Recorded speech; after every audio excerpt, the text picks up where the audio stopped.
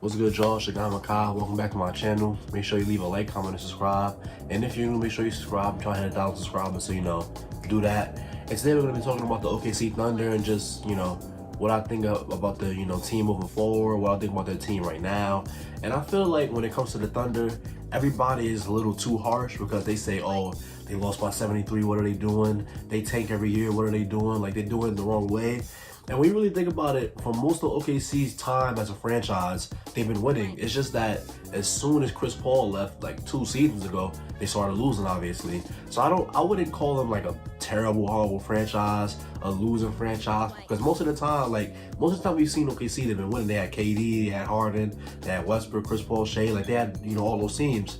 So I don't think that the timeline should be just accelerated for them, at least from like a fan standpoint, because they just started rebuilding. So rebuilds take time, and I feel like it's already going pretty well. They've already got a couple of foundational pieces that I can see being on this team for the foreseeable future.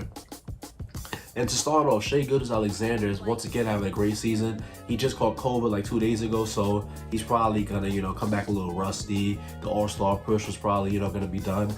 But this season, 23 points per game, 5 assists, 4.8 rebounds, 6 threes a game, 28% from 3. So the three-point shot is obviously it's gonna take a lot of work, but he's taking a lot of threes off the dribble. He's taking a lot of difficult step back, hammer dribble, side step threes. So I wouldn't say he's a horrible 3-point shooter. I do think that the numbers are a little skewed right now, but things should probably improve as the season goes on.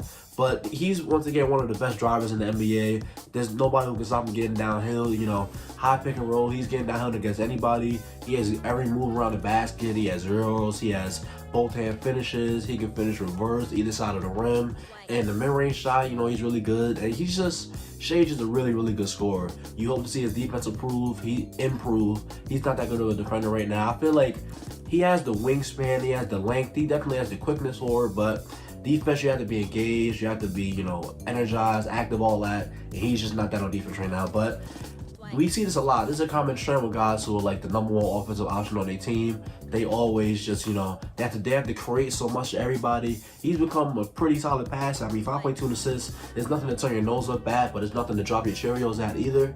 And, Shai Gilgeous-Alexander, he's created so much offense for the OKC Thunder.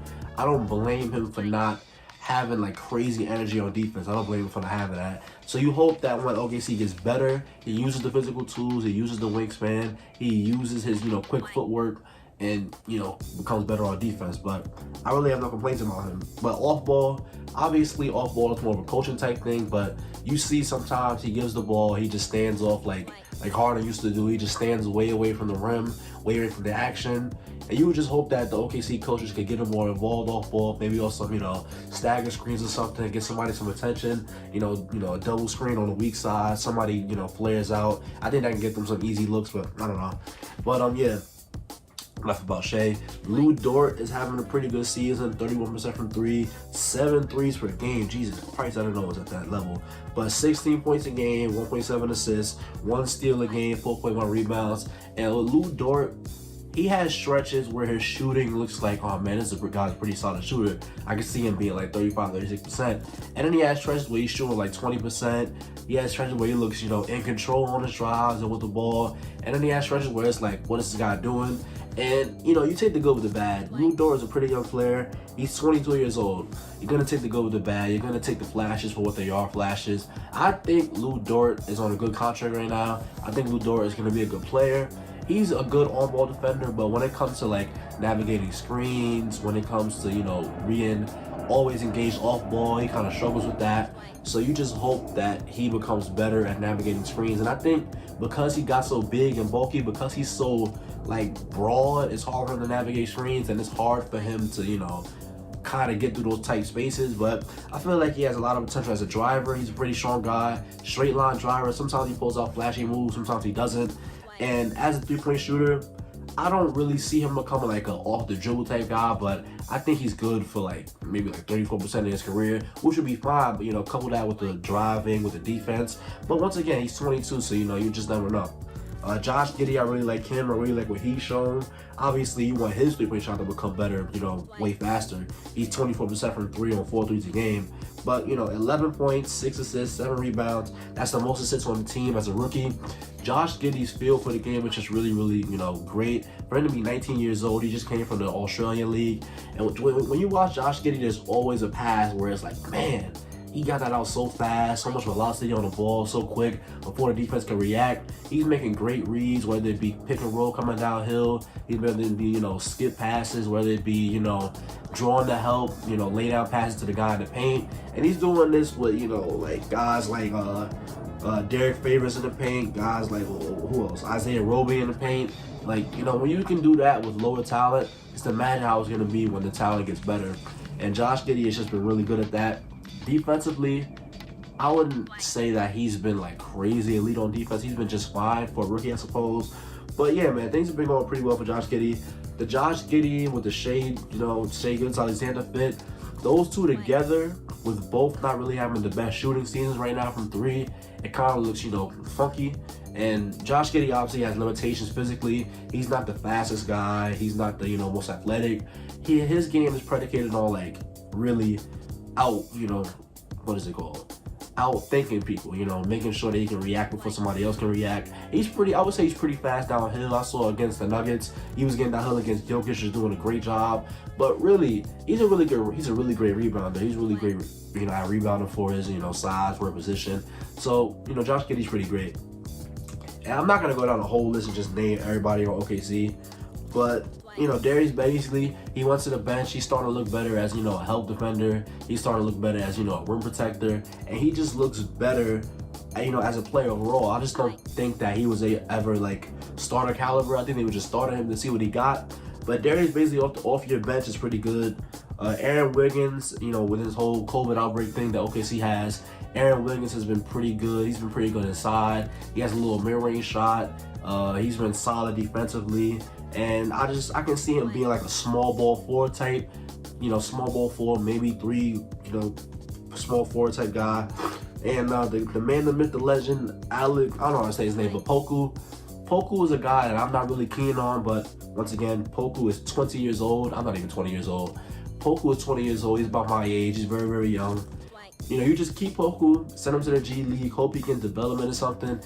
Every couple of games there's a Poku highlight where it's like, man, he just did a behind the back, tween behind the back, no look pass, or step back jumper where you're like, ah, man, what can this guy be at his size? But yeah, man, you just hope that things go well. I got another guy I want to highlight, Jeremiah Robinson Earl.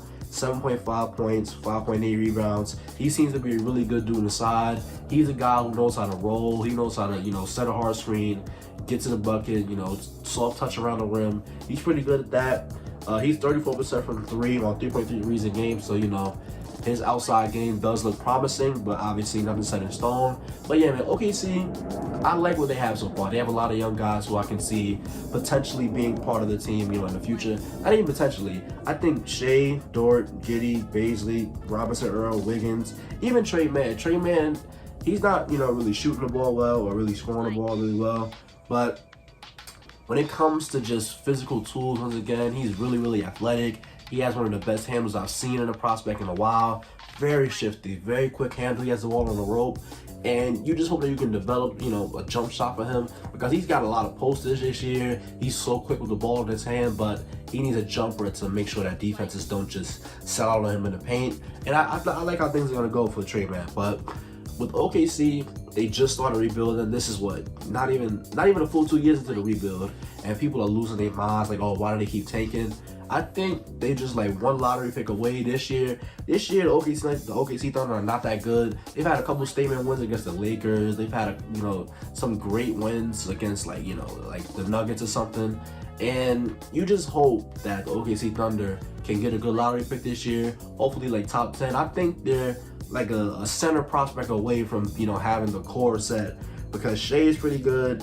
Josh Giddey is good. They just need another center and somebody who can, realistically run with Josh Giddey and run with Shai Gilgeous-Alexander. And I think that things are going to be looking great in OKC.